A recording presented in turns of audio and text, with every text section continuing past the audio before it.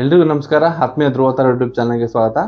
ಸ್ನೇಹಿತರೆ, 1954ರಿಂದ 2000ವರೆಗೂ ಕೂಡ ಕನ್ನಡ ಚಿತ್ರರಂಗ ಅತಿ ಶ್ರೀಮಂತವಾಗಿತ್ತು, ಸಮೃದ್ಧವಾಗಿತ್ತು. ಏಕೆಂತಂದ್ರೆ ಆಗಿನ ಕಾಲದ ನಟರು ಮತ್ತು ನಿರ್ದೇಶಕರು, ಆಗ ಕನ್ನಡ ಚಿತ್ರರಂಗದಲ್ಲಿ ಅತಿ ಮೇರು ನಿರ್ದೇಶಕರು ಅಂತಂದ್ರೆ ಪುಟ್ಟಣ್ಣ ಕಣಗಾಲ್ ಆಗಿರ್ಬೋದು, TN ಸಿದ್ದಲಿಂಗಯ್ಯ ಆಗಿರ್ಬೋದು, KV ರಾಜು ಆಗಿರ್ಬೋದು, ಇವರೆಲ್ಲ ಅತಿ ದೊಡ್ಡ ದೊಡ್ಡ ನಿರ್ದೇಶಕರಿದ್ರು. ಇವರೆಲ್ಲ ಮರೆಯಾದ ನಂತರ ಕನ್ನಡ ಚಿತ್ರರಂಗ ಒಂದು ಹಳ್ಳ ಹಿಡಿತು ಅಂತಾನೆ ಹೇಳ್ಬೋದು. ಯಾಕೆಂದ್ರೆ 1950ರಿಂದ 70ವರೆಗೂ ಕೂಡ ಅಣ್ಣವ್ರ ಸಿನಿಮಾಗಳು ತುಂಬಾ ಜಾಸ್ತಿ ಬರ್ತಿತ್ತು. ಆ ಕಾಲದಲ್ಲಿ ಅಣ್ಣವ್ರ ಸಿನಿಮಾಗಳು ಬರ್ತಿದೆ ಅಂತಂದ್ರೆ ಪರಭಾಷೆ ಚಿತ್ರಗಳೆಲ್ಲ ಇಲ್ಲಿ ಗಂಟು ಮುಟ್ಟೆ ಕಟ್ಕೊಂಡು ಹೋಗ್ತಿದ್ರು. ಮೊದ್ಲೇ ಅಲ್ಲಿ ಕುತ್ಕೊಂಡು ಯೋಚನೆ ಮಾಡ್ತಿದ್ರು, ಕರ್ನಾಟಕದಲ್ಲಿ ಯಾವೊಂದು ಸಿನಿಮಾ ರಿಲೀಸ್ ಆಗ್ತಿದೆ ಅಥವಾ ಅಣ್ಣವ್ರದ್ದು ಏನಾದ್ರು ಸಿನಿಮಾ ಬರ್ತಿದ್ಯಾ ಅಂತ ಅನ್ಬಿಟ್ಟು. ಅಣ್ಣವ್ರ ಸಿನಿಮಾ ಮುಂದೆ ಯಾವೊಂದು ದೊಡ್ಡ ಸಿನಿಮಾಗಳು ಸಹ ಬರ್ತಿರ್ಲಿಲ್ಲ. ಯಾಕೆಂದ್ರೆ ಅಣ್ಣವ್ರ ಸಿನಿಮಾಗಳ ಬಗ್ಗೆ ಒಂದು ಭಯ ಇತ್ತು. ಯಾಕೆಂದ್ರೆ ಇಡೀ ಕರ್ನಾಟಕ ಅಣ್ಣವ್ರ ಬೆನ್ನಿ ನಿಂತಿದೆ, ಅವ್ರ ಸಿನಿಮಾಗಳು ಮುಂದೆ ಹೋದ್ರೆ ನಮ್ಮ ಸಿನಿಮಾಗಳು ಎತ್ತಂಗಡಿ ಆಗುತ್ತೆ ಥಿಯೇಟ್ರಿಂದ ಅಂತ ಅನ್ಬಿಟ್ಟು. ಅವಾಗ ಕೂಡ ಒಂದು ರೂಲ್ ಇತ್ತು, ಕರ್ನಾಟಕದಲ್ಲಿ ಪರಭಾಷೆ ಸಿನಿಮಾಗಳು ಬರೀ ಒಂದು 14ರಿಂದ 28 ಥಿಯೇಟರ್ವರೆಗೂ ಮಾತ್ರ ಬಿಡಬೇಕು, ಅದಕ್ಕಿಂತ ಹೆಚ್ಚಿಗೆ ಬಿಡಬಾರ್ದು ಅಂತ ಅನ್ಬಿಟ್ಟು. ಅಣ್ಣವರು ಸಹ ಡಬ್ಬಿಂಗ್ ವಿಚಾರದಲ್ಲಿ ಧ್ವನಿ ಎತ್ತಿದ್ರು, ಯಾವುದೇ ಕಾರಣಕ್ಕೂ ಕನ್ನಡಕ್ಕೆ ಡಬ್ಬಿಂಗ್ ಬರಬಾರ್ದು ಅಂತ ಅನ್ಬಿಟ್ಟು. ಆದ್ರೆ ಈಗ ಡಬ್ಬಿಂಗ್ ಎಲ್ಲಾ ಕಡೆ ಬಂದಿದೆ, ಅದರಿಂದ ಒಳ್ಳೇದಾಗಿದೆಯಾ ಕೆಟ್ಟದಾಗಿದೆಯಾ ಅನ್ನೋದನ್ನ ಈ ವಿಡಿಯೋದಲ್ಲಿ ನೋಡೋಣ. ಮತ್ತು ಕನ್ನಡ ಚಿತ್ರಗಳ ರಿಮೇಕ್ ಕಥೆ ಏನು ಅನ್ನೋದನ್ನ ಕೂಡ ಈ ವಿಡಿಯೋದಲ್ಲಿ ನೋಡೋಣ. ಅಣ್ಣವ್ರು ಏನು ಡಬ್ಬಿಂಗ್ ವಿಚಾರದಲ್ಲಿ ಧ್ವನಿ ಎತ್ತಿದ್ರು, ಡಬ್ಬಿಂಗ್ ಪರ ನಿಂತಿದ್ರು ಅಂತಂದ್ರೆ, ಈಗ ಒಂದು ತೆಲುಗು ಅಥವಾ ತಮಿಳ್ ಭಾಷೆ ಸಿನಿಮಾ ಡಬ್ಬಿಂಗ್ ಆಗಿ ಕನ್ನಡಕ್ಕೆ ಬಂದ್ರೆ ಕನ್ನಡ ಡಬ್ ಮಾಡುವಂತ 3-4 ಜನ ಏನಿರ್ತಾರೆ ಅವರು ಕೂಡ ತೆಲುಗೋರೇ ಆಗಿರ್ತಾರೆ. ಯಾಕಂದ್ರೆ ಅವ್ರಿಗೆ 2 ಲ್ಯಾಂಗ್ವೇಜ್ ಬರ್ಬೇಕಾಗಿರೋದ್ರಿಂದ ಅವ್ರೇನ್ ಮಾಡ್ತಾರೆ, ಡಬ್ಬಿಂಗ್ ಮಾಡಿ ಸಿನಿಮಾನ ರಿಲೀಸ್ ಮಾಡ್ತಾರೆ. ಅಲ್ಲಿ 3-4 ಕಲಾವಿದರು ಮಾತ್ರ ಊಟ ಮಾಡ್ತಾರೆ. ಅದೇ ಏನಾದ್ರು ಸಿನಿಮಾನೇ ಕನ್ನಡದಲ್ಲಿ ಬಂದ್ರೆ, ಅಂದ್ರೆ ಕನ್ನಡದಲ್ಲೇ ತಯಾರಾದ್ರೆ, ರಿಮೇಕ್ ಮಾಡಿದಿರನೆ ಇವರೇ ಓನ್ ಆಗಿ ಏನಾದ್ರು ಮಾಡಿದ್ರೆ, ಆ ಸಿನಿಮಾ ಶೂಟ್ ಮಾಡಿದ್ರೆ ಒಂದು 300-400 ಜನ ಊಟ ಮಾಡ್ತಾರೆ. ಆ 400 ಜನ ಫ್ಯಾಮಿಲಿ ಊಟ ಮಾಡುತ್ತೆ ಅನ್ನೋ ಒಂದೇ ಕಾರಣಕ್ಕೋಸ್ಕರ ಅಣ್ಣವರು ಡಬ್ಬಿಂಗ್ ವಿರುದ್ಧ ಇದ್ರು. ಅದೆಲ್ಲ ಮುಗೀತು, ಈಗ ಹಳೆ ಕಾಲ. ಅದರ ಡಬ್ಬಿಂಗ್ ಈ ಕನ್ನಡಕ್ಕೆ ಬಂದಿದೆ. ಅದರಿಂದ ಏನಾಗ್ತಿದೆ ಅಂದ್ರೆ ಕನ್ನಡ ಚಿತ್ರರಂಗ ಸಂಪೂರ್ಣವಾಗಿ ಸೊರಗ್ತಿದೆ. ಈಗ ರಜನಿಕಾಂತ್ ಅವ್ರ ಸಿನಿಮಾ ಆಗಿರ್ಬೋದು, ಪ್ರಭಾಸ್ ಅವ್ರ ಸಿನಿಮಾಗಳು ಅಥವಾ ಅಲ್ಲು ಅರ್ಜುನ್ ಅವ್ರ ಸಿನಿಮಾಗಳೆಲ್ಲ ಕನ್ನಡಕ್ಕೆ ಬಂದ್ರೆ 8-10 ಕೋಟಿ ಬಿಸ್ನೆಸ್ ಮಾಡ್ತಿದೆ. ಕನ್ನಡ ಪ್ರೇಕ್ಷಕರು ಸಹ ವಿಧಿ ಇಲ್ಲದೆ ಆ ಸಿನಿಮಾಗಳನ್ನ ನೋಡ್ತಿದ್ದಾನೆ. ಯಾಕಂದ್ರೆ ಅವಾಗೆಲ್ಲ ಕನ್ನಡ ಸಿನಿಮಾಗಳ ಮುಂದೆ ಬೇರೆ ಭಾಷೆ ಸಿನಿಮಾಗಳು ಬರೋದಕ್ಕೆ ಎದುರ್ತಿದ್ರು.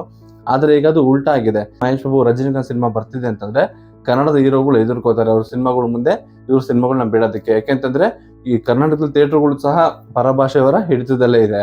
ಹಾಗಾಗಿ ಕನ್ನಡ ಸಿನಿಮಾಗಳು ಅವ್ರ ಸಿನಿಮಾ ಮುಂದೆ ಸೋಲುತ್ತೆ ಅಂತ ಅನ್ಬಿಟ್ಟು ಹಾಗೆಲ್ಲ ಅಣ್ಣವ್ರ ಸಿನಿಮಾಗಳ ಮುಂದೆ ಬಿಡೋದಕ್ಕೆ ಭಯ ಇರ್ತಿತ್ತು. ಯಾಕೆಂತ ಅಣ್ಣವ್ರ ಸಿನಿಮಾಗಳೆಲ್ಲ ಕಾದಂಬರಿ ಆಧಾರಿತ ಸಿನಿಮಾಗಳಾಗಿರ್ತಿತ್ತು. ಹಾಗಾಗಿ ಬರ್ಬರ್ತಾ ಏನಾಯ್ತು ಅಂತಂದ್ರೆ ಅಣ್ಣವರು ಒಂದು ಸ್ವಲ್ಪ ಸಿನಿಮಾಗಳನ್ನ ಮಾಡೋದಕ್ಕೆ ಕಮ್ಮಿ ಮಾಡಿದ್ರು, ಮತ್ತೆ ಅಣ್ಣವ್ರಿಗೆ ಏಜ್ ಕೂಡ ಆಗ್ತಿತ್ತು. ಹಾಗಾಗಿ ಅಣ್ಣವ್ರು ಸ್ವಲ್ಪ ಸೈಡ್ ಹೋದ ತಕ್ಷಣ ಏನಾಯ್ತು, ನಂತರ ಬಂದಂತ ಹೀರೋಗಳೆಲ್ಲ ಏನ್ ಮಾಡಿದ್ರು, ಅಣ್ಣವರ ಮುಂದಿನ ತಲೆಮಾರು ಅಂತ ಯಾರು ಹೇಳ್ತಾರೆ ಅವರೆಲ್ಲಕ್ಕೂ ಸಹ ಅತಿ ಹೆಚ್ಚು ರಿಮೇಕ್ ಸಿನಿಮಾಗಳನ್ನ ಮಾಡೋದಕ್ಕೆ ಶುರು ಮಾಡಿದ್ರು. ಕೆಲವೊಂದು ಹೆಸರುಗಳನ್ನ ತಗೊಂಡ್ರೆ ಇಲ್ಲಿ ಒಂದಷ್ಟು ಜನಕ್ಕೆ ಬೇಜಾರಾಗುತ್ತೆ. ಆದ್ರೆ ಕನ್ನಡ ಚಿತ್ರರಂಗನ ನಿಜವಾಗಿ ಅಳ್ಳಾಡಿಸಿದೆ ಅವರೇನೆ. ಯಾಕೆಂತಂದ್ರೆ ತೆಲುಗು ತಮಿಳಲ್ಲಿ ಅವರೇ ಒಂದು ಸಿನಿಮಾ ಮಾಡಿರ್ತಾರೆ, ಅದನ್ನ ಈಜಿಯಾಗಿ ತಗೊಂಡ್ಬಂದು ರಿಮೇಕ್ ಮಾಡ್ಬೋದು. ಇಲ್ಲಿ ರಿಮೇಕ್ ಮಾಡೋದ್ರಿಂದ ಏನಾಗ್ತಿತ್ತು ಅಂತಂದ್ರೆ ಅವ್ರಿಗೆ ದೊಡ್ಡ ಮಟ್ಟದಲ್ಲಿ ಒಂದು ಪ್ರಚಾರ ಸಿಗ್ತಿತ್ತು. ಮತ್ತು ಇದು ರಿಮೇಕ್ ಆಗಿರೋದ್ರಿಂದ ಇಲ್ಲೂ ಕೂಡ ಹಿಟ್ಟಾಗ್ತಿತ್ತು. ಯಾಕಂದ್ರೆ ಕತೆ ಚೆನ್ನಾಗಿ ಇದ್ದೇ ಇರ್ತಿತ್ತು. ಮತ್ತು ಸಾಂಗ್ಸ್ ಕೂಡ ಅಲ್ಲಿ ತೆಲುಗು ತಮಿಳಲ್ಲಿ ಏನ್ ಬರ್ತಿತ್ತು ಅದನ್ನ ನೇರವಾಗಿ ಇಲ್ಲಿ ಹೇಳಿಸ್ತಿದ್ರು.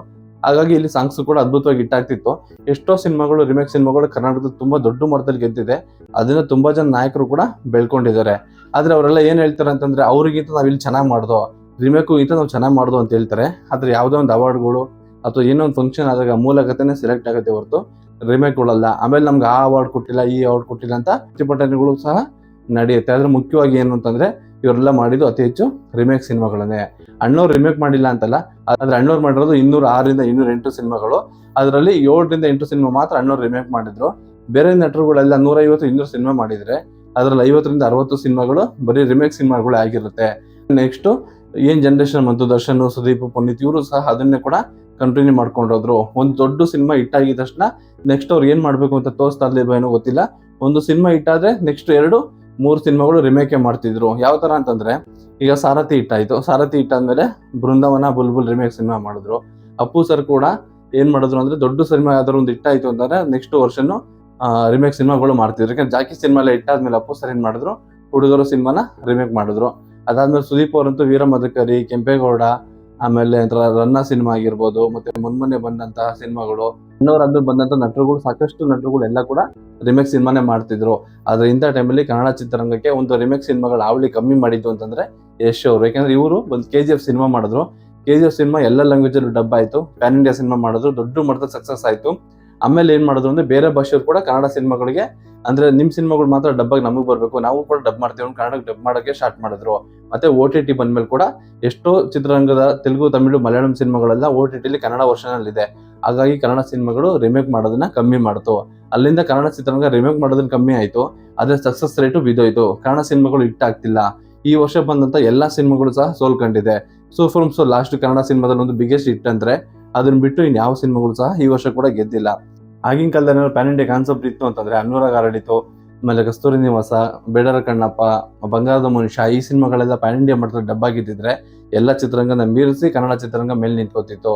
ಆತರ ಇತ್ತು ಅಣ್ಣವ್ರ ತಾಕತ್ತು. ಯಾಕಂದ್ರೆ ಅಣ್ಣವ್ರು ಮಾಡ್ತಿದ್ದ ಸಿನಿಮಾಗಳೆಲ್ಲ ಕಾದಂಬರಿ ಸಿನಿಮಾಗಳು. ಮತ್ತೆ ಅವಾಗಿನ ಡೈರೆಕ್ಟರ್ಗಳಿಗೆಲ್ಲ ತುಂಬಾ ದೊಡ್ಡ ಸೆಲ್ಯೂಟ್ ಅಂತಾನೆ ಹೇಳ್ಬೇಕು. ಯಾಕೆಂತಂದ್ರೆ ಆತರ ಸಿನಿಮಾಗಳನ್ನ ಕೊಡ್ತಿದ್ರು. ಇವಾಗೆಲ್ಲ ಕನ್ನಡ ಚಿತ್ರರಂಗದಲ್ಲಿ ಒಂದು ರೈಟರ್ಸ್ಗೆ ಬೆಲೆನೇ ಇಲ್ಲ, ಮತ್ತು ಅವ್ರು ಪ್ರಾಮುಖ್ಯತೆ ಕೊಡೋದೇ ಇಲ್ಲ. ರೈಟರ್ಸ್ ಮುಂದೆನೆ ಬರ್ತಾ ಇಲ್ಲ. ಹಾಗಾಗಿ ಕನ್ನಡ ಚಿತ್ರರಂಗ ತುಂಬಾ ದೊಡ್ಡ ಮಟ್ಟದಲ್ಲಿ ಸೊರಗ್ತಿದೆ ಅಂತ ಹೇಳ್ತಾ ಈ ವಿಡಿಯೋನ ಇಲ್ಲಿ ಮುಗಿಸ್ತಿದ್ದೀನಿ. ಎಲ್ರಿಗೂ ಧನ್ಯವಾದಗಳು.